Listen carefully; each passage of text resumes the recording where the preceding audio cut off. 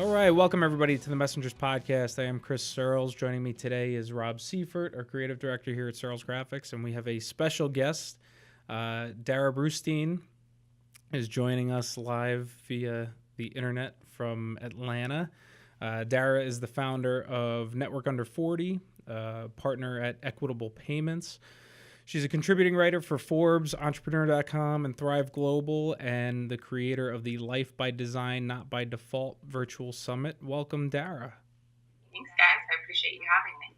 And thanks for joining us. This is a little bit of a different format for us. We've not really done this before, so I hope people will excuse our inexperience in the interview style, and I hope you'll excuse that as well. Someone's got to start. Always, you've got to be a beginner at some point. Exactly. So, so you, as far as I could tell, you had a lot of jobs starting out. You kind of bounced around a lot early in your career, and it seems like that has really kind of shaped what you've done since then.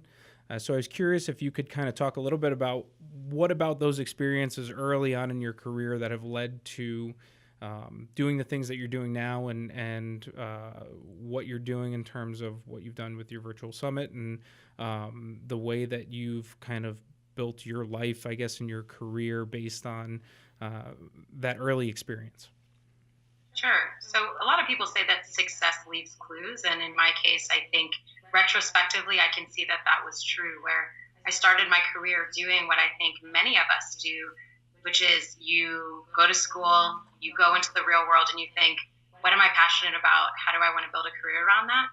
So at the time, at the tender age of 22, the only thing I knew I was passionate about was fashion, as silly as it sounds. So I built the original steps of my career in the wholesale fashion industry. And I learned in about a year that it wasn't all that I hoped that it would be, and it wasn't panning out. It felt really like I wasn't growing in the ways that I wanted to. It was quite catty. And also, I had maxed out. I hit a 3-year sales goal in 10 months, and that maximized my territory. And so at that point, I really had nowhere to go.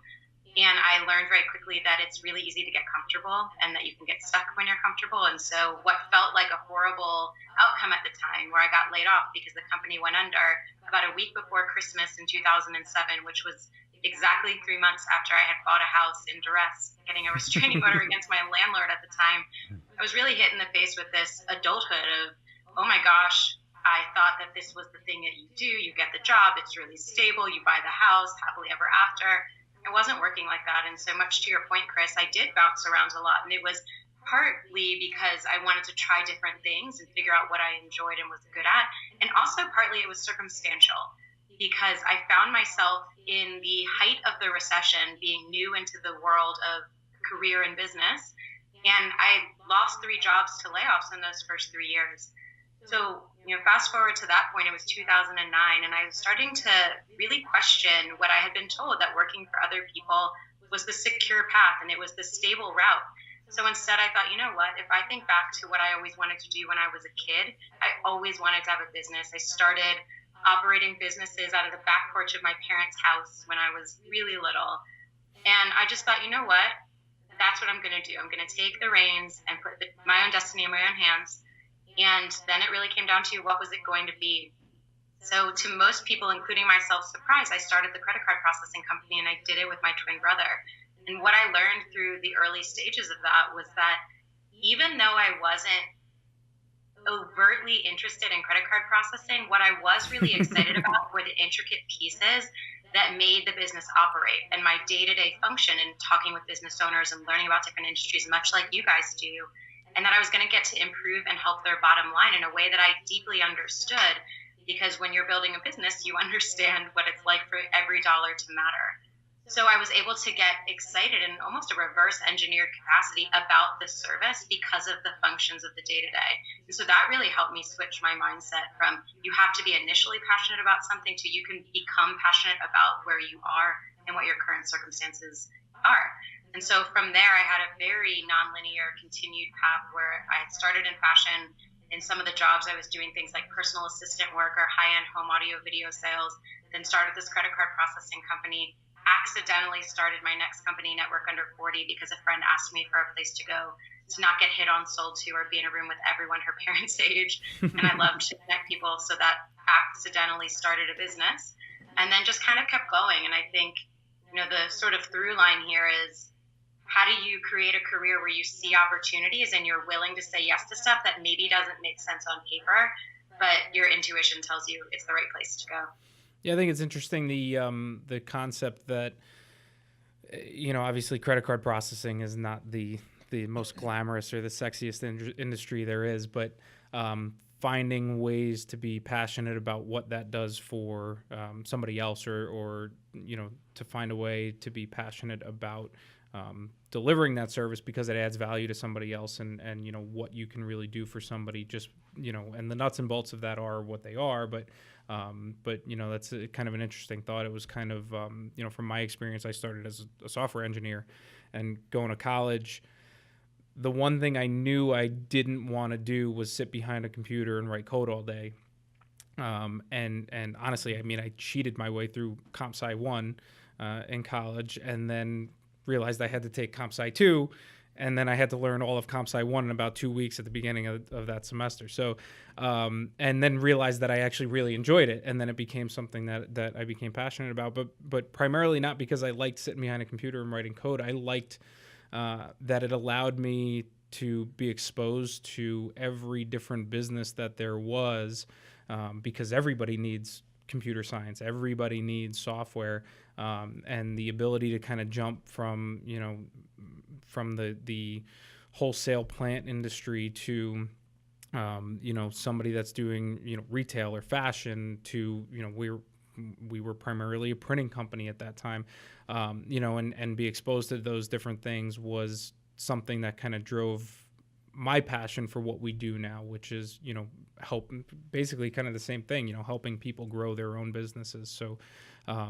Yeah, a piece of what you said, because basically what you experience there is that there are no shortcuts. And that's often this myth of entrepreneurship, that there's a shortcut, that someone's going to come in and they're going to be the thing that changes the face of your business. It's that whale of a client. It's the brand name that you can tell everyone else that you're working with. It's getting on Oprah's favorite things list. It's, fill in the blank.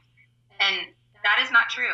It's the idea of, there's these unicorn businesses that are called unicorns, in my opinion, for a reason, because they're mythical.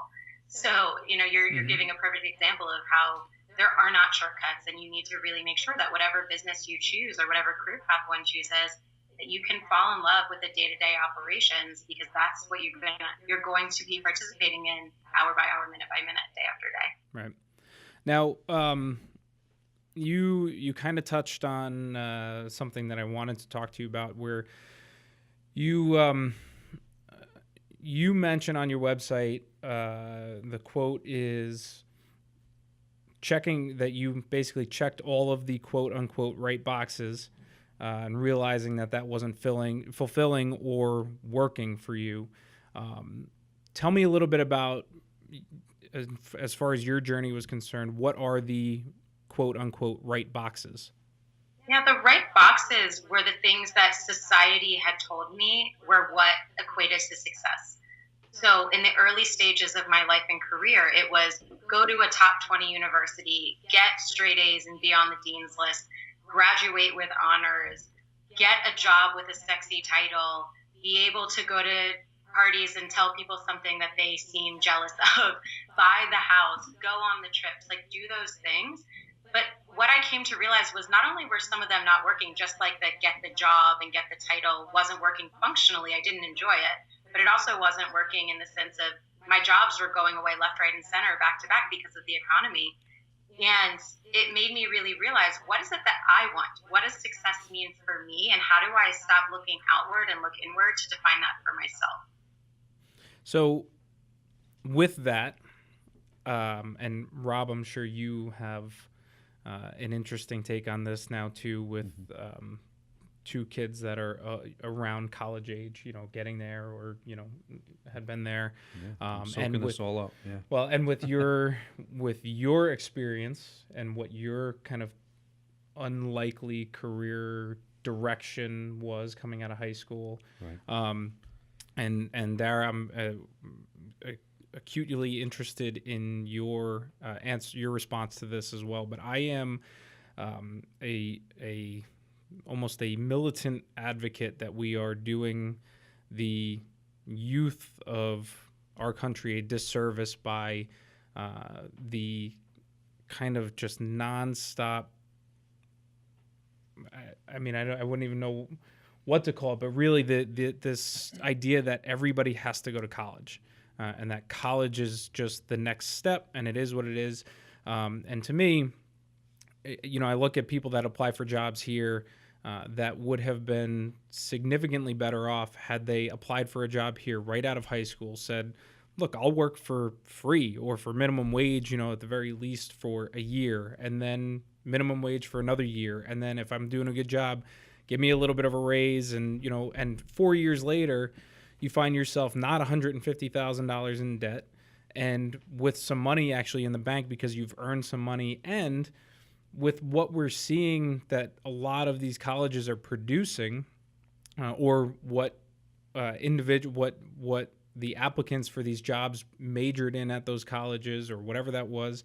And I'm kind of interested to hear your answer to this because, correct me if I'm wrong, but you were an Italian and a religion major in college. Is that correct? Totally accurate. So I have a very, very serious issue with the state of college and higher education in this country right now. And Rob, I don't know, maybe if you want to touch a little bit on what your kind of career path was too, because it was certainly a little nonlinear. But from both of you, I would be curious to kind of hear what your feelings are on that. Well, yeah, Rob, why don't you kick us off? Yeah, sure. I mean, for me, I really had no sense of what I wanted to do coming straight out of high school. So I went into the service. I was in the Navy for 4 years. And when I got out, I did just OB service type industry jobs in and around, and went to college afterwards, and worked my way through college here on Long Island, and did what I wanted to do. So I can totally relate to what you're saying. Do what you love, and I always had an interest in art and advertising. So that was the focus of my my minor. And then I did I got a major in communications. So I really only had, 2 real professional jobs since high school, and both were as a designer and creative director. I worked for a local publication for 2 years as a creative director, and then I came here, and I've been here for 20 years. And I think part of it is what you said, in some of your opening statements, is that I'm doing what I love. It's actually, after the service, I realized I don't love this. What do I want to do? And that's kind of what I focused on, and I had the maturity at that point to do it. And that's what I think is interesting about the way that you went about it, where it was, there was a 4-year gap there where that you had to actually think about what you really wanted to do. Right. And I guess knowing that you didn't want to be sleeping on a ship, for the next 20 years. That was a tough gig, right? Yeah. Yeah, the question is really interesting. In your experience, I completely relate to you, Rob, that university or college life, I don't think is for everyone. I'm certainly a bit biased, one, having done it and loved my experience, and 2, I sit on the board of my university. But that being said, I also sit there as a bit of a devil's advocate, because not only is our landscape changing, and I think that education, let alone higher education, is really set around an industrial age framework where we're creating worker bees, as opposed to creating more critical thinking and unique thought processes. And now with so many people creating small businesses, there being such a resurgence in that, you certainly don't have to go to college to do that. I was in a fortunate position to have a family who could pay for me to do it, which took a lot of the risk away from the choice, and it allowed me to utilize college as a place to learn and test a lot of assumptions and grow and build a network and community and dabble in a lot of things, and frankly study exactly what you said, Chris. I studied religion and Italian, which is impractical in the one hand, but on the other, extremely practical, because it helped me understand people and what makes them tick at the most foundational element of what they believe. It helped me understand cultures and globalization through language. So I was able to learn a lot, but it wasn't obvious, and it certainly wasn't tangible or translatable directly into a skill set. But But I do think it's really important for people to consider, what are you trying to get out of it? Is the timing right? Much like you, Rob, can you go back later? But really, the bottom line is exactly what I'm talking about with intentionally designing your life is you have to question things. You have to say, am I doing this because people are telling me it's in my best interest? And do they really know that? Or should I put it through the sieve of my own knowledge, rationalization and intuition? And from that, can I decide this truly is the decision that I want to make? And sometimes those will align and other times they won't. Yeah, and I think the the other side of that too is the world is different. The world has changed. I mean, just in the last, even look in the last 10 years, from, certainly from when you went to college, which was what, back in the 40s? Well, 50s? that's a little deep, but hurtful. But I think, Darrah, I think we graduated around the same time. I graduated from college in 05. I think you were around that same, right? 06. But things have changed tremendously. And yeah, I mean, if you're if you want to be a doctor or a lawyer or, a nuclear engineer or, there are plenty of professions out there where, yes, you have to go to college, get the education that you need and then move forward. But I think for people like you who don't necessarily know what you want to do, they're almost what you were saying there, where it's almost like we kind of are shaming our kids into believing they have to go straight into college, rather than it being okay that, yeah, take a year, 2 years, 5, however long it takes for you to figure out what's right for you. And that might be getting a job and taking online courses and doing that, which is stuff that's available now that never used to be available. So I guess to kind of change gears a little bit here, then we've touched on a lot of things that you are doing. And obviously, so you have a lot of different businesses that you're working on, a lot of different interests. One of the challenges that I personally have always kind of faced, and Rob can attest to this for sure, is the difficulty in not pursuing ideas. I know that it's daily, weekly, at the very least, where I think of something and say, oh man, that's really something we should do, or this is something that would really work as a business, or and in trying to kind of dial that back and then be focused on the things that are in front of me and the things that I need to be focused on. So I don't know if you can talk a little bit about how you handle that. If you do handle that, I know you're doing a lot of things. So, how you kind of manage your time in terms of doing all of those different things and how you handle that. I think it's kind of anybody that is entrepreneurial in nature is always kind of thinking about, okay, what else? So if you can talk about that a little bit. There's definitely an intricate balance between saying yes to every idea or some of the ideas and just staying focused. And there's pros and cons to each, and everyone's circumstances and timing all matters. For me, it's really been about focusing on one primary objective at a time and making sure that as I go, I've gotten very comfortable, actually like probably too comfortable with delegating and building teams out to support anything that I can systemize or know is not in my best interest to do.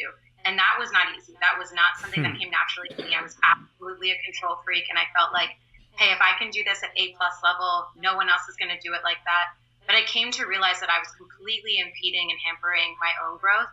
And when you look at it from the perspective of what is it that your business does to help other people, and by me being the cog in the wheel that's not allowing that to help more people, that's a really motivating way, at least for me, to look at it, to think, okay, how do I make sure that I can grow this so that more people can be aided by it? And so every time I would do something, I would think, does this energize me? Am I really great at this? Could someone else be doing it faster, for less money, or just better? And in that case, I would systemize it, and then I would hire it out and hand it off. And that has really served me, because it's allowed me to take our first business, for example, which is the credit card processing company that I've been doing for 10 years, and now spend about 3 to 5% of my time on it, which is a beautiful thing because it's a residual-based business. So it's really created this foundation that's allowed me to build on top of it these other companies. So same thing with Network Under 40. For years, I ran it just me. And then slowly I was able to figure out, okay, I have the resources now to bring in other people. Where can I do that? What do I really need to focus on? And then I was able to focus on expanding it into other markets and doing other things like creating courses to teach other people how to run their own networking events profitably and sustainably. And then same thing, I wrote a children's book on financial literacy, and I was able to carve out time because each of these companies began to be sufficient enough on its own for me to come back in for some amount of time and energy, but not have to be in the middle of the wheel for it to rotate in the first place. So then it really comes down to how do you decide which decisions and which ideas you want to run with. And I am very connected to my intuition. I think a lot of women are. And so for me, that's a lot of how I make decisions. For other people, you might write pro-con lists, or you might think like, let me do some experimenting, or let me just try it and see if there's momentum and then keep going. So I think sometimes holding loosely to an idea and just putting it out there a little to see if there's any interest or momentum, and then building from there or stopping altogether. Yeah,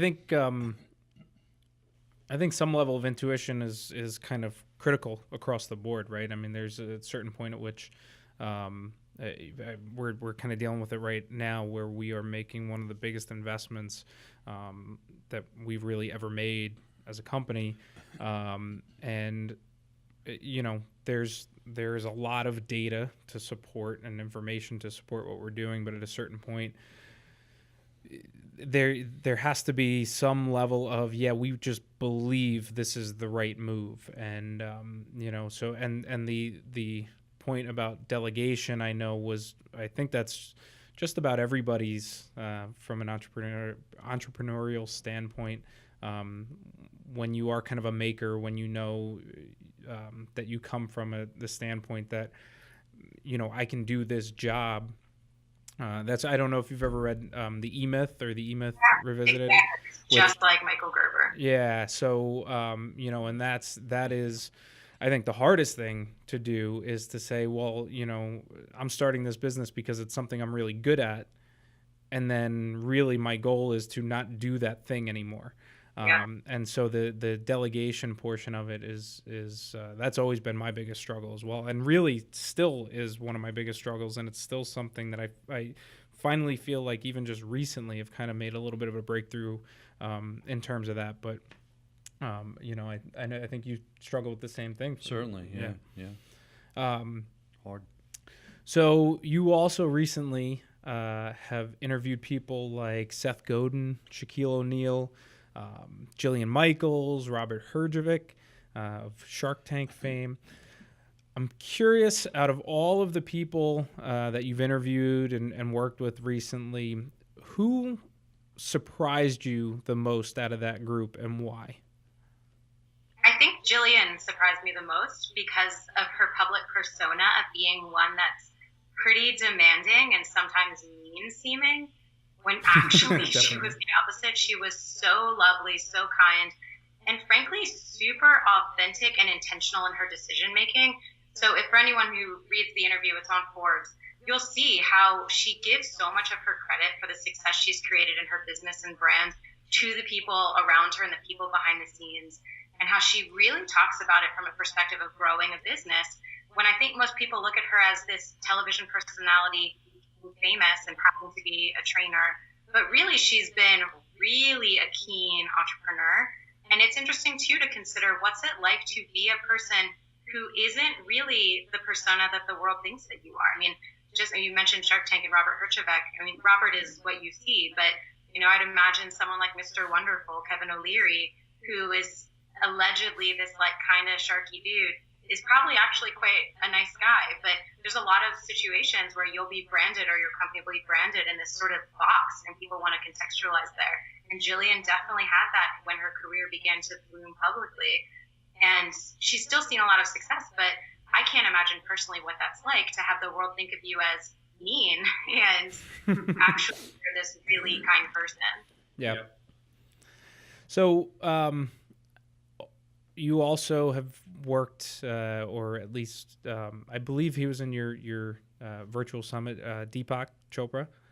I am kind of, and this is maybe has nothing to do with anything that we're talking about here, but I've been fascinated by the meditation movement that's kind of making its way through the startup community, the entrepreneurial community, with people like Tim Ferriss, who is kind of, gung ho all aboard on that.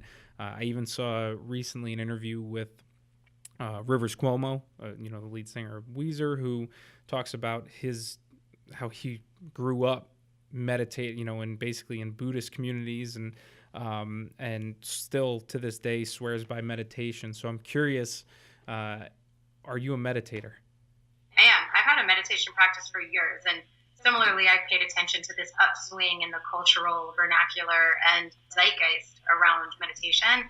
And when it comes to culture in general, especially in the US, I think it has so much to do with the fact that we are culturally told to hustle, grind, burn out, sleep when you're dead. And this is a counterbalance to that, because none of those things are humane. None of those things are how we thrive or feel fulfilled or really access the core things that we all want in life, like love, joy, peace, things like that. And so getting into meditation was something that certainly helped me go from someone who was really stressed and anxious all the time and highly reactive in entrepreneurial settings where a client would need something and I would get instantly stressed out because something was going wrong, to now being able to approach things from a much more even-keeled perspective, decision make with my whole head, not just my lizard brain, and be able to just actually live life in a way that doesn't feel so chaotic and up and down. And I think that's what is attracting so many people to it. And now that it's cool, it's a lot more accessible, as opposed to in the past, it was just sort of this like hippie thing that people did. So I think that's why a lot of people are gravitating towards that. Yeah, and that's kind of reminds me, one of my absolute kind of favorite reads that I think everybody in the world should read is a book called Mindset by Carol Dweck. I don't know if you're familiar with her work or the book in particular, but you kind of touch on the Seth Godin lizard brain issues, but really that book in particular is about a lot of the things that you're talking about, where your mindset is under your complete control. The way that you approach situations, the way that you handle situations, and most of us, get so reactive and emotional, and that it's a good way, I think, to step back. It's something that I want to try, meditation. I'm wary of my ability to do it, but finding the time is something that I really would like to start doing. Yeah, I have a free masterclass on my website with Deepak, and at the end, he does a guided meditation. And I had someone reach out to me and say I've never been able to meditate before, and I actually started crying during this meditation because I actually felt the effects of it for the first time. This is a dude I had met like 10 years ago, and I welcome anyone to check it out on my website. It's just darrah.co/Deepak. But that being said, I think our natural state is stillness and quiet, but we've been so trained to take in all the inputs that are coming at us from everything around that I had a lot of the same worries or thoughts or objections before too. And I'm not perfect at it. I certainly am not enlightened, but even just taking a minute between meetings and just sitting and being quiet and just recentering on your breath is all the meditation that you need to start. Yeah, it's interesting. It's definitely, I was surprised as that kind of started making its way through, but certainly something I am aiming towards. And I guess kind of finally, if you had to if there was one takeaway from the virtual summit that you did that you really felt like you needed to share with the world, what would that be? That's so hard to choose. It's 20 hours of content from 45 world-class speakers. So that would be really hard for me to say, but I will say the overarching theme of it, I think, is what's most important to me. It's that you need to be able to stop and determine what success looks like for you and how do you really want to choose the next steps you're taking in your life. And once you've been able to do that and get over a lot of the mental hurdles like you addressed, of the fear or the feeling stuck or the I don't know what I want, then from there is when you look at your career or your business, especially for entrepreneurs, and think, is the business that I'm creating one that elevates what I want my life and my lifestyle to look like, or is it suppressing it? And do I only have nooks and crannies left to fit my life dreams and goals into? And then lastly, how do you curate and cultivate a network and community to support you and those visions, because it truly is those people who are going to open the doors to the success that you're seeking. And so that's the framework of the entire summit. And then there's bits and pieces that help with each of them within it. And I think it's interesting. I don't know if you guys, how kind of deep you get into those kind of choices. I'm sure it does. But for a lot of people, I think that especially in this country, there tends to be this idea that, step one is make a lot of money. And then step two is use that money to do the things that I enjoy.